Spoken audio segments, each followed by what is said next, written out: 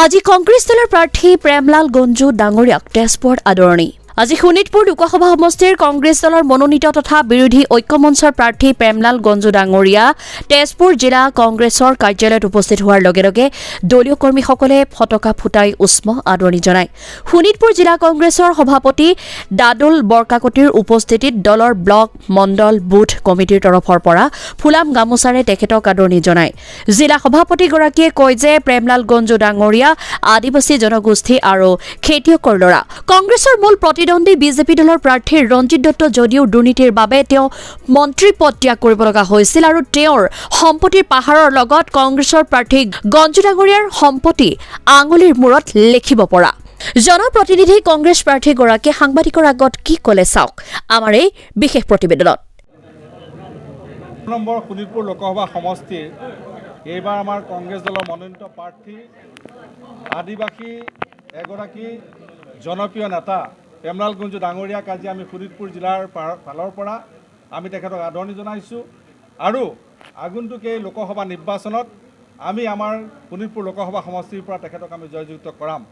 আপোনালোক আমি জনাবলৈ পাই সুখী হৈছোঁ যে যিগৰাকী আদিবাসী আমাৰ চাহ জনগোষ্ঠীৰ নেতা, তেখেতে চাহ জনগোষ্ঠীৰ পৰিয়ালত জন্মগ্ৰহণ কৰি তেখেত খেতিয়কৰ ল'ৰা, তেখেতে ৰাইজৰ কাম কৰাৰ ল'ৰা আৰু এগৰাকী সৎ আৰু নিষ্ঠাৱান ল'ৰা। এতিয়া আপুনি দেখিছে ভাৰতীয় জনতা পাৰ্টীৰ যিগৰাকী এইবাৰ প্ৰতিনিধিত্ব কৰিছে, যিগৰাকী প্ৰাৰ্থিত্ব প্ৰদান কৰিছে, তেখেতৰ সম্পত্তিৰ সাম্ৰাজ্যশালীখন চাব আৰু আমাৰ কেণ্ডিডেটগৰাকীৰ মানে যিখন তেখেতৰ ব্যৱস্থা, তেখেতৰ যিটো পুঁজি সেইটো আপোনালোকে লক্ষ্য কৰিব। আমাৰ যিগৰাকী এইবাৰ প্ৰতিনিধি আমি কংগ্ৰেছ দলে নিৰ্বাচিত কৰিছোঁ, এইবাৰ বিপুল ভোটত আমি জয়যুক্ত কৰাম, যিহেতু তেখেত এগৰাকী জনপ্ৰিয় আদিবাসী নেতা। আৰু ইয়াৰ লগে লগে আজি আপোনালোক এটা কথা ক'ব বিচাৰিছোঁ, ৰঞ্জিত দত্ত ডাঙৰীয়াই কৈছে যে বিৰোধী একেবাৰে ইয়াত নায়েই। যদি বিৰোধী নায়েই তেখেতে ঘৰত বহি থাকিলেই হ'ল। তেখেতে সময়ে বয়ে যিবিলাক দুৰ্নীতি কৰি সাম্ৰাজ্য গঠন কৰিছে, যিখিনি তেওঁ ব্যৱসায় তেওঁ বহলভাৱে বিস্তৃতভাৱে আজি তেখেতে বিহালীত সাম্ৰাজ্য গঢ়ি তুলিছে, সেই ব্যৱসায়খিনি চাই থাকিলেই হ'ল। তেখেতে আজি বিৰোধী শূন্য বুলি কৈছে। আৰু দ্বিতীয়তে তেখেতসকলে এবাৰ গম পাইছে যে সংখ্যাগুৰু অঞ্চলত তেখেতৰ ভোট নাই, সেইকাৰণে তেতিয়া তেখেতসকলে সংখ্যালঘু অঞ্চলত সোমাবলৈ লৈছে। আজি আপোনালোকে চাওক, এটা বিশেষ আমাৰ সংখ্যালঘু সম্প্ৰদায়ৰ ব্যক্তিসকলৰ ঘৰে ঘৰে গৈ তেখেতসকলে ভোট ভিক্ষা কৰিছে।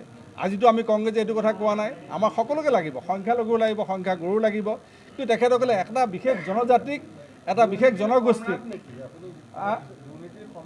আজি আপোনালোকে চাওক, আমি আজি সেই কথাখিনি ক'বলৈ বেয়া লাগে, কিন্তু তেখেতে আজি কোৱাৰ কাৰণে আমি কথাখিনি কৈছোঁ যে দুৰ্নীতি সম্ৰাট, সেইটো আপোনালোকে গম পায় তেওঁ কিহৰ কাৰণে মিনিষ্ট্ৰী যাবলগীয়া হ'ল, সেই কথাখিনি অসমৰ ৰাইজে জানে।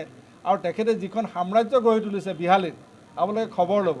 গতিকে সেই সাম্ৰাজ্যৰ তেখেতৰ ব্যস্তনিৰ মাজত সোমাই থাকিলেই হ'ল। তেওঁ যদি ঘৰত বহি জিকিব পাৰে, বিৰোধী নাই যদি, আৰু যদি বিৰোধী নায়েই তেতিয়াহ'লে কিয় ঘৰে ঘৰে ঘূৰি ফুৰিব লাগে? আৰু বিশেষ এটা সম্প্ৰদায়ক তেখেতসকলে তুচ্ছ তাচ্ছিল্য কৰা সেইসকল ব্যক্তিৰ বচা বচা নেতাৰ ঘৰত গৈ পেলাই কিয় ভৰিত ধৰিব লাগে? গতিকে এই আজি বিজেপিৰ আজি অৱস্থা হৈছে। গতিকে আগন্তুক লোকসভা নিৰ্বাচনত আমাৰ শোণিতপুৰৰ আমাৰ কংগ্ৰেছৰ মনোনীত প্ৰাৰ্থী বিৰোধী ঐক্য মঞ্চৰ সমৰ্থনত আমাৰ প্ৰাৰ্থীগৰাকী জয়যুক্ত হ'ব।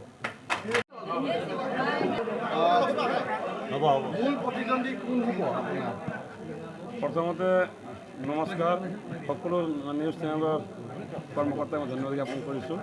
মূল প্ৰতিনিধি মোৰ মানে বিজেপি হ'ব, ৰঞ্জিত দত্ত হ'ব। কেনেকৈ প্ৰত্যাহ্বান জনাব? আপোনাক কিয় ভোট দিব? ৰঞ্জিত দত্তক ভোট নিদি আপোনাক কিয় ভোট দিব?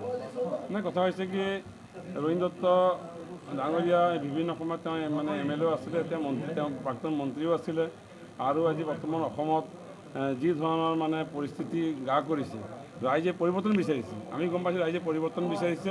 এই পৰিৱৰ্তনৰ লগত আমি কংগ্ৰেছ দলে, আমাৰ জিলা কংগ্ৰেছ, আমাৰ ব্লক কংগ্ৰেছ, আমাৰ মণ্ডল কংগ্ৰেছ, আমাৰ বুথ কমিটি, আমি সকলোৱে মিলি, আমাৰ মহিলা কংগ্ৰেছ আছে, যুৱ কংগ্ৰেছ আছে, NSY আছে, সেৱা দল আছে, আমি সকলোৱে মিলি এই যি মানে আমাৰ যি মানে পৰিৱৰ্তন যিটো ঢৌ আছে, আজি যি পৰিৱৰ্তন বিচাৰিছে তাৰ লগত আমি আগবাঢ়ি গৈ ৰাইজৰ লগত মিলিত হৈ ৰাইজৰ পৰা আমি যি আমাৰ ভোটাৰ আছে আপোনাক কিয় দিব? আপোনাৰ ইছ্যু কি থাকিব আৰু ৰঞ্জিত দত্তক ভোট নিদি আপোনাক কিয় দিব?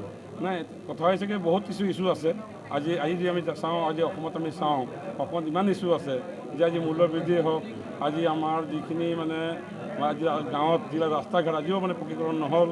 গতিকে বহুত ইছ্যু আছে, ৰাইজে পৰিৱৰ্তনটো বিচাৰিছে। আপোনালোকে গম পাইছে যে আমি একফালে আমি দেখিছোঁ চৰকাৰে মানে আঁচনি যোগেদি মানুহক মানে যুক্ত কৰিছে, আনফালে চৰকাৰে কাম কৰা নাই। মাহৰ পিছত মাহৰ লোন লৈছে, ঋণোৱা হৈছে, ধাৰোৱা হৈছে। গতিকে ৰাইজ সজাগ হৈছে, সেইকাৰণে আমাৰ ৰাইজে আমাক ভোট দিব।